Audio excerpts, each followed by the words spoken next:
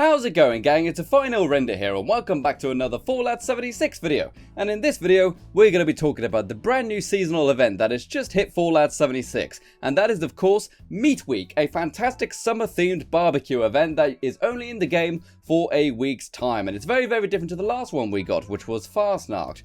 And of course, this seasonal event is the second bit of DLC to come out for the brand new Nuclear Winter season for Fallout 76. We actually got the roadmap during the QuakeCon, which is just gone, and I'm sure you guys are going to be saying, "Final render, you Titanic sexy man stud, where have you been?" Well, I was in London to go to QuakeCon. I was able to see all this stuff as it was revealed live. I was able to go play Doom Eternal, I was able to go and meet a lot of the people at Bethesda and other people on the internet, and I was able to go and also play games like Wolfenstein Youngblood. I was able to go ahead and check out Cyberpilot, and I even got a win inside their recreation of Vault 51. At Nuclear Winter QuakeCon. It was so cool to go ahead and do that. We were the only people to win that on the press day, which is very cool.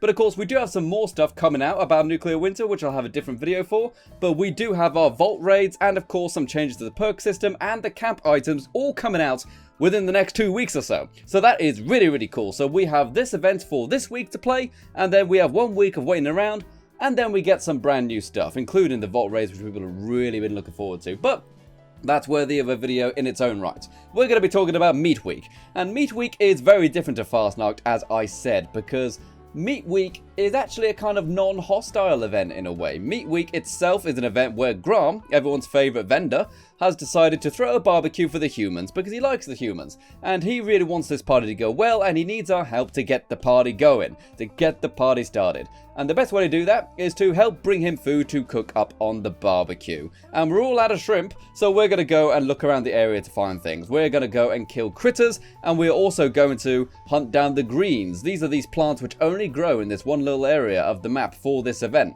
So go around and kill all the critters, you know, things like squirrels, chickens, possums, stuff like that. And of course pick up those greens as well, put them into the boxes, and then this will increase this little bar, which is at the very top right of the screen, as you can see.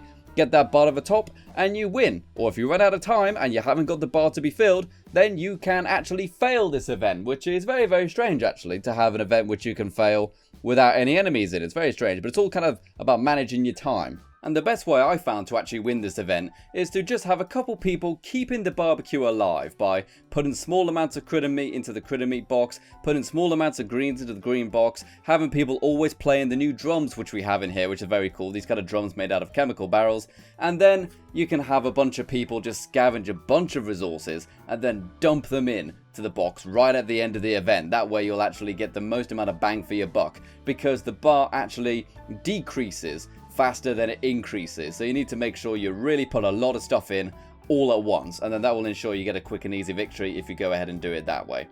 And I'm sure you're going to be saying, what about the other part of this event? There actually is a second part to this event, isn't there? And that is of course the Primal Cuts event. And the Primal Cuts event is completely separate to Grom's barbecue. And that is actually very different. That is a wave shooter of sorts, to where there will be one type of wave shooter event going on somewhere in the map. There is one in every single region, so there's one in the forest, one in the ash heap, one in the mire, etc. And then they all have various different enemies depending on what area that is, you know, so you go to the Cranberry Bog, you get much harder enemies, as you'd probably expect. But there is one thing which is very different about these events, and that is that the only reward you really get for completing them is something called Prime Cuts of Meat. And with these prime cuts of meat, you can go and dump them into one of the containers here at Grom's barbecue. And then that will mean you actually get a big boost to the bar. So in other words, do the other events, the Primal Cuts event, quite a lot in order to make the barbecue event much easier for yourself. Kind of preparing for the barbecue event, if that makes sense. And of course, the nice thing about it as well is that you do get lots of very high level enemies coming to get you if you do go to the ones in the Cranberry Bog or the mire, for example. And at the end of every single wave, you do actually get a boss enemy. You actually get a behemoth if you go into the one in the Cranberry Bog, which is very cool. A level 100 legendary behemoth, which I think is very, very cool. Because you can't really find behemoths that much inside the world of Fallout 76. You really got to hunt for them, and you need to know the exact spawn locations for them. But I think it's very cool that we've got some high level enemies that we can go and kill inside the events, as well as the forest areas, which do have boss battles, but much easier boss battles. I believe it's a level 40 Deathclaw. So all the people who normally complain saying that the challenges are often too easy, there is a slightly harder variant, and you can kind of pick the difficulty you want. Another nice thing about the Primal Cuts event is that it's actually on very regularly. The barbecue itself, I believe, is only every hour. I might be wrong about that. But a nice thing about the Primal Cuts event is that it's on very, very regularly. So you can go ahead and try it as many times as you want. Go ahead and stockpile as much primal meat as you possibly can, so you can go and use that at the barbecue next time you see it. Although there is one thing I do want to emphasize about doing the Primal Cuts event, or the Prime Cuts event, I apologize, is that the meat you get as a reward does wear off. So you do need to make sure that you have some good with salt perks on, or maybe have a refrigerator on your backpack. They actually did just release an update which makes food degrade much, much slower. So it means that it should last a while, but even so, put good with salt perks on, look after the stuff so you can use it at the barbecue to get all of the cool new prizes that we have inside this event. And this event is actually quite strange as well, because it doesn't actually have that many prizes. The prizes you can get are a barbecue outfit, which is a black chef's hat and a black apron. And then we also have I believe it's the bloodied outfit, which has a bloodied chef's hat and a bloodied apron. Looks very cool, looks really good for any kind of cannibal character. But then again, there are also some other prizes as well. There is only one camp item. Very surprisingly, if you actually look at this location, there are dozens of cool things inside this little barbecue area. There's like giant plant pots, there are some really cool decorations for the cooking spits, like Yargwise on a cooking spit, etc. But none of them are available to be given as a camp prize, which is very, very odd, if you ask me. I would have thought that all these items on display here you'd be able to build in your camp, but I guess not.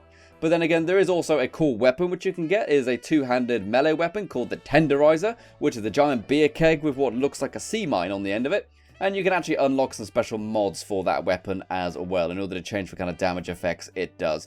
On top of that, you can also now get meat cleavers, which are throw-in weapons. I saw a couple people were confused saying they couldn't equip the meat cleaver. It's because it's a throw-in weapon, not a melee weapon, so that may have confused a little bit of people. But overall, I do think this barbecue event is very cool, and combined with the Primal Cuts event, I think it's a very interesting way to go ahead and do community events in the future, having kind of two different parts to it. And of course, the nice thing about it as well is that for the next few hours, it is still double XP weekend. So if you want to go ahead and get some double XP in there by doing these events, you can actually level up quite a bit, especially if you do the Prime Cuts event over in the Cranberry Bog or in the Savage Divide. There you get lots of things like Yargwise, honey beasts, and lots of very deadly monsters, fog crawlers, all of which give you high XP. So go ahead and do the event there and you'll get some good levels in. But there is one thing which I do want to talk about with this event. And that is that primarily, whilst I've sung its praises quite a lot, I don't think it's better than Fastnacht, because Fastnacht was essentially just one event which had a lot of people and it had lots of variety of activities in one event, and lots of action and lots of colour, and it was very, very cool. But here we simply have one quite passive event, which granted I did say I liked. I did like the fact that we can actually have a mission to where you don't have to kill anything. It's a bit more realistic, don't you think? But at the same time, I did much prefer the variety of actions we got inside Fastnacht, where we had to do various different tasks in order to complete the events. But I don't really know if that's better or not. I personally think so, but then again, some people may say having Prime Cuts as technically 5 different events plus this means it's actually a little bit better than Fastnacht. But really that comes down to personal opinion. What I would say though is that this event combined with Fastnacht has a very promising look at the future for Fallout 76. The seasonal events, I think, are always going to be a highlight of this game. Every time a new seasonal event is announced or they announce that one is going to be returning, then everyone is going to be very, very excited about that. They have also, I believe, confirmed that there is going to be one at Halloween. I think that's going to be really, really cool. We don't really know any details yet. They just said they have been working on one for Halloween, and we don't even know if they mean this Halloween. I mean, I presume so. I suspect it's probably got something to do with the pumpkin house. Maybe that's just a presumption on my part, but I think that would be a good place for an event. But overall, I do think the event is really, really cool. You do get some cool outfits, you get a cool weapon. You can also earn legendary scrip by doing this. When you actually deposit the prime meats into the barbecue, you actually get given 5 legendary scrip for every 5 meat you deposit. So you can actually get some legendaries out of the purveyor from it, which I think is very, very cool. And of course, another great thing about it is that it's Graham's barbecue, and you can still trade with him the same way you normally would, and he often has some quite rare plans, so go ahead and find him down at his barbecue. So thank you very much for watching this video, people. I apologise videos haven't been coming out as much as regularly as normal, and that's because, as I said, I've been away and stuff, and also there hasn't been any news. But now, there's been loads of news for Fallout 76. We've got loads of new games to play. I was given a bunch of codes to games by Bethesda to go ahead and play on the channel, and I'm really looking forward to doing that. And I've also got some extra codes that maybe I can be giving away during live streams and stuff. So thank you very much for watching this video, people. This has been the final render, and you've been in the audience. Remember to check out the cool Patreon people in the description below who help support the channel with their financial donations. You, of course, can also do the same, and go ahead and become a level 3 member. YouTube now has tiered membership programs. Level 3 members will now get a special behind the scenes video every week, and also we will have a 10% discount or maybe more on the merch store when that is going to be released in the next few weeks. So thank you very much for watching. I've been the final render, and you've been the audience. Bye bye for now.